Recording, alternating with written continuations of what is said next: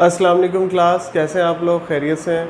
अच्छा क्लास, हमने इनहेलेशंस का टॉपिक स्टार्ट किया हुआ था चैप्टर नंबर 6 में। इसमें हमारे पास एक लास्ट टॉपिक है छोटा सा बड़ा, स्प्रेस। स्प्रेस बेसिकली क्या होते हैं? अब स्प्रे को लेकर आपके जहन में सबसे पहली चीज़ तो आती है बॉडी स्प्रे। अच्छा, इसके अलावा रूम फ्रेशनर भी हो सकते हैं, ठीक है। इसी तरह जब हम मेडिसिन की दुनिया में आते हैं, फार्मास्यूटिक्स की दुनिया में आते हैं, तो हमारे पास कुछ पेन किलर्स होते हैं, वो स्प्रे की फॉर्म में हो सकते हैं। इसके अलावा जो हम नेबुलाइज वगैरह कर रहे हैं, इन्हेलर यूज़ कर रहे हैं, बेसिकली वो भी तो एक स्प्रे ही है। तो उसी की एक टाइप में हमारे पास ये है। इसमें हमारे पास दो चीज़ें आ जाती हैं। एक तो हमारे पास इसमें एक्वस आ जाती है, यानी कि वाटर की प्रिपरेशन है, ठीक है।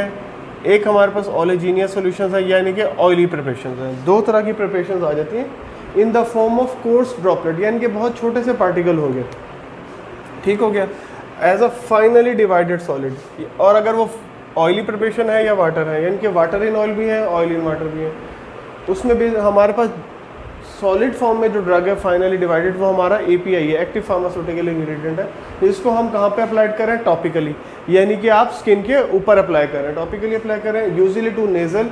अच्छा, नाक के लिए भी नेजल, फ्रेंजियल ट्रैक, यानी कि जो हमारा फ्रेंजियल ट्रैक होता है। अच्छा, एंड टू द स्किन, और टू द स्किन, या फिर कांटेक्ट कर सकते हैं हम अपने स्किन के साथ भी इसको कांटेक्ट कर सकते हैं। फ्रेंजियल ट्रैक हमने कल देखा था, यानी कि जो हमारा फेरेंक्स के थ्रू कांटेक्ट हो रहा है उसको हम कर सकते हैं। अच्छा, इसके साथ इसकी मैं बुक में भी हम देख लेते हैं।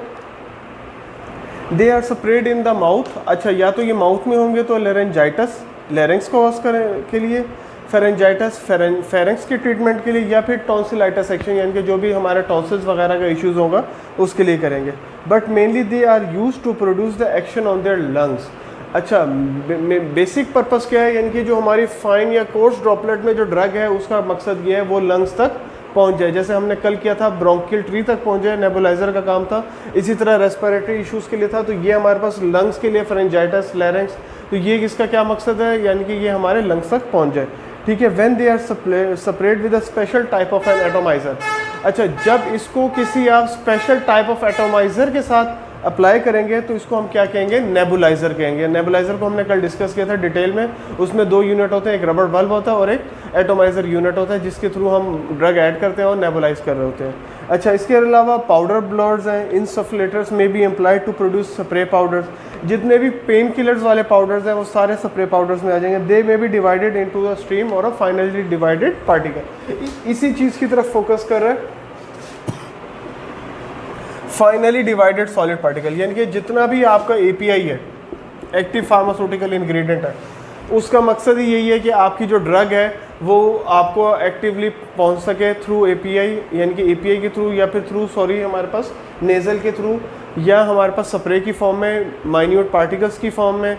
जितना भी हमारे पास एक्टिव फार्मास्यूटिकल इंग्रेडिएंट है जिससे हमने अपना थेरेप्यूटिक डिज़ायर लेना है, आपको ड्रग स्प्रे की फॉर्म में या माइन्यूट पार्टिकल की फॉर्म में, माइक्रोन साइज की फॉर्म में आपके पास लैरिंक्स तक पहुंच जाए to treat laryngitis, pharyngitis and tonsillitis. तो क्लास ये बहुत शॉर्ट सा टॉपिक था हमारे पास स्प्रेस का।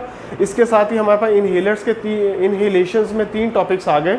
सबसे पहले हमारे पास इन्हेलर्स है, सेकंड नंबर पर हमारे पास नेबुलाइजर है, और थर्ड एंड लास्ट वन हमारे पास स्प्रेज है। तो ये हमारे पास जो टॉपिक है क्लास वो इसके साथ ही एंड हो जाता है। तो स्प्रेज में ज़्यादा नहीं है, सिर्फ 2 ही बातों को आपने जहन में रखना है, ओलियोजीनियस प्रिपरेशन है या फिर एक्वस प्रिपरेशन है। तो इसके थ्रू हमारे पास जो ड्रग है वो हमने अपना रिक्वायर्ड डिज़ायर्ड या थेरेप्यूटिक इफेक्ट के लिए यूज़ कर सकते हैं।